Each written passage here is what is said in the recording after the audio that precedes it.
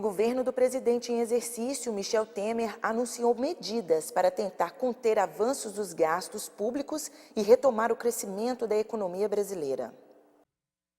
O governo federal anunciou uma série de medidas que acredita que são necessárias para sair da crise financeira. Uma delas é fazer o BNDES pagar parte da dívida que tem com o Tesouro Nacional. A medida deve garantir a entrada de 100 bilhões de reais nos cofres públicos, dinheiro que deve ser usado para abater a dívida pública e diminuir o pagamento de subsídios, o que pode gerar, segundo o governo, uma economia de 7 bilhões de reais. A única dúvida do próprio Ministério da Fazenda é se a manobra é permitida pela Lei de Responsabilidade Fiscal. Está trabalhando nessas matérias. Qual é o objetivo central? É retomar o crescimento econômico do país, em primeiro lugar, reduzir o desemprego. Terceiro, alçar ainda aqueles que estão na pobreza absoluta à condição de classe média. Nós temos uma tarefa, uma missão neste momento, que digamos, fazer com que o país caminhe na meta do crescimento, na meta da harmonia e da pacificação sociais. O governo também quer adotar um teto para os gastos públicos. A proposta prevê que o percentual de aumento de gastos não pode ser superior à inflação do ano anterior. O objetivo é não deixar as despesas terem um crescimento real. Não foram apontadas as maneiras de controlar os gastos e, para valer, a proposta precisa ser aprovada pelo Congresso Nacional. Uma consequência da medida é a limitação de despesas com saúde e educação.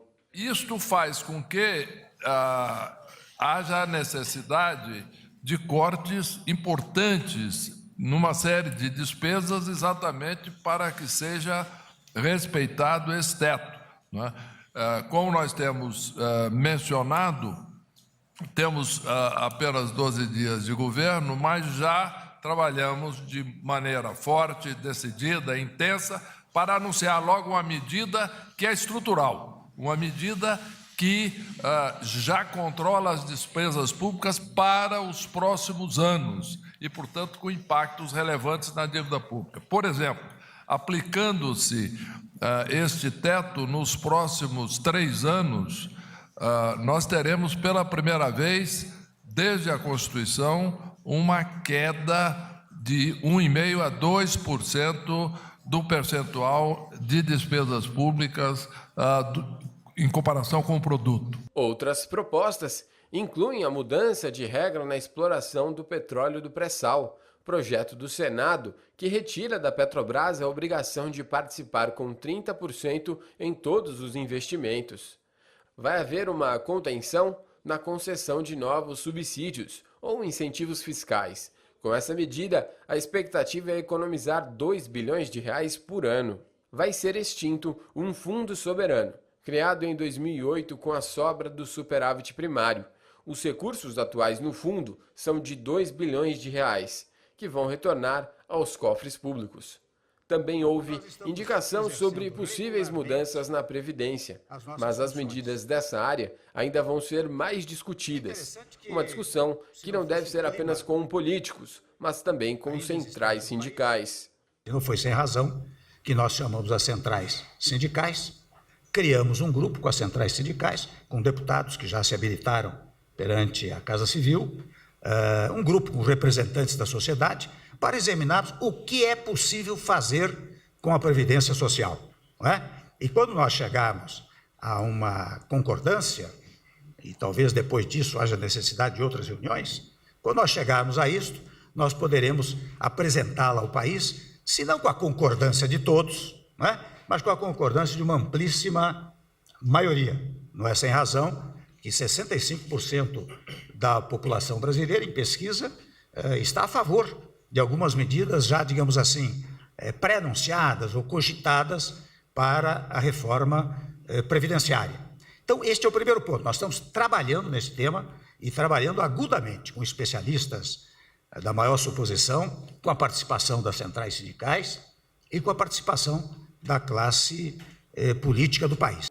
Ele faz bem à saúde e pode ser utilizado na finalização e preparação de várias refeições. Esse é o azeite. Conheça mais sobre os benefícios e diferenças de cada um. um fiozinho na salada para arrematar, ou na frigideira para dar um sabor especial.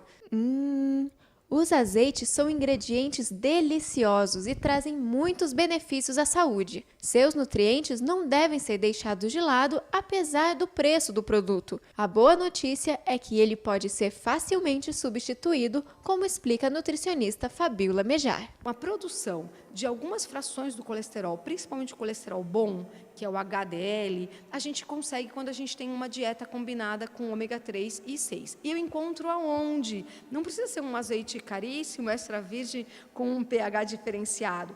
Eu encontro isso também no próprio óleo de soja, no próprio óleo de canola ou no óleo de milho. Eu consigo encontrar essa proporção, ou na gordura de um peixe. Então, a gente pode e deve diversificar a alimentação pensando também no bolso. Mas na hora de escolher, o bolso tem sofrido um pouco. O que a senhora leva em conta na hora de levar um azeite para casa? Eu levo um azeite bom, que eu conheça. Se eu não conhecer, eu não levo. As marcas mais conhecidas, né? Pelo sabor.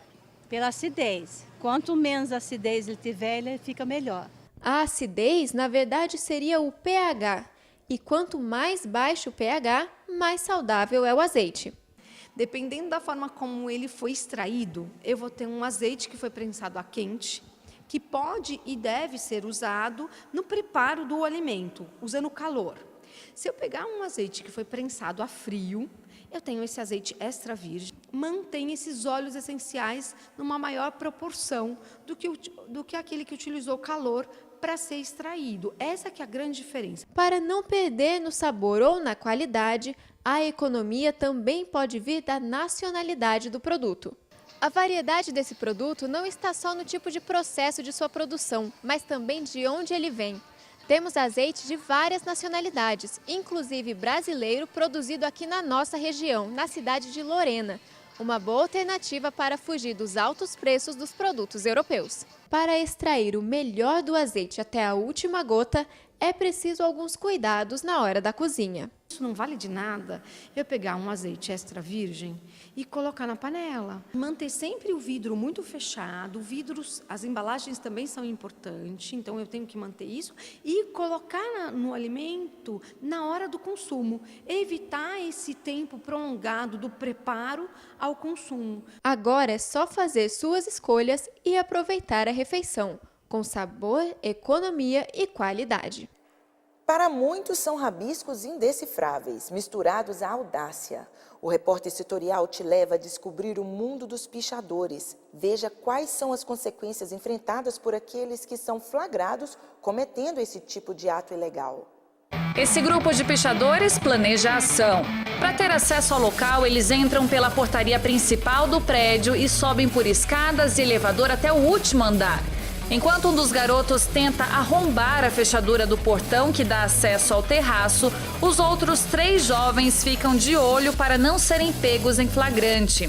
Ao conseguir estourar a primeira tranca, o jovem faz o sinal para que os companheiros continuem em silêncio. Isso porque ainda há outros obstáculos. Agora, no escuro total, os jovens encontram outro empecilho, mas mostram com orgulho que conseguiram estourar o cadeado. Esse pichador exibe a chave de fenda que estourou as trancas e possibilitou o acesso ao terraço. A ação dura poucos minutos. Os jovens fazem questão de se mostrar para as câmeras. Nas imagens é possível ver que eles se arriscam sem nenhuma segurança. Ao terminarem a pichação, saem pela porta da frente do prédio e ainda combinam a comemoração. Agora presta atenção na cara de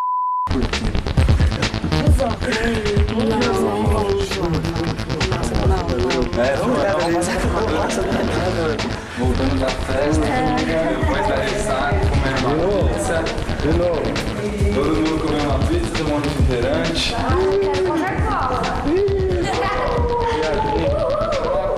Falou,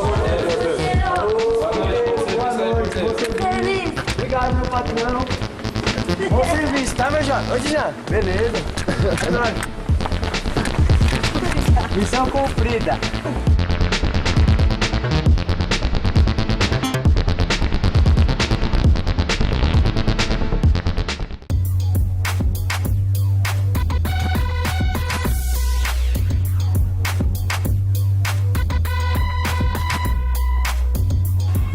visão que a gente tem é que o seu muro é seu do portão para dentro, do portão para fora ele é nosso.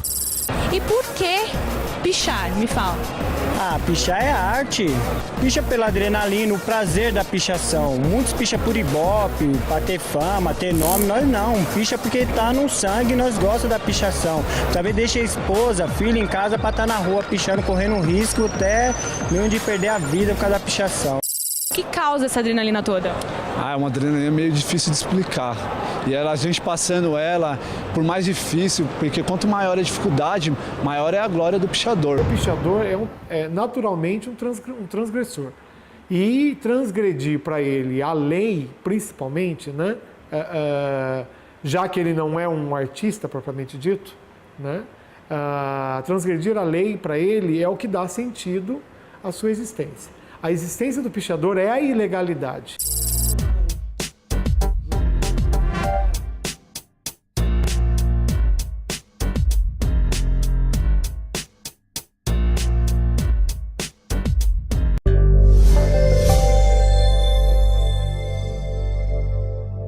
E nessa edição você acompanhou sobre o drama da falta de vacina H1N1 que preocupa a população do Vale. Estudantes que fizeram o Enem em 2015 podem participar das inscrições para o FIES 2016. Prefeitura de Taubaté entrega 42 novas viaturas para a Polícia Militar. Esses são alguns dos destaques mais importantes dessa edição. Você pode rever todas as nossas reportagens em repórtersetorial.com. Acesse, compartilhe. Visite também a nossa página no Facebook, Instagram e o nosso canal do YouTube. Nós temos um encontro marcado de segunda a sexta ao meio-dia e aos sábados e domingos às 11 da noite. E lembre-se, a boa notícia é: quando Jesus voltar, todo olho verá. Grande abraço e até a próxima.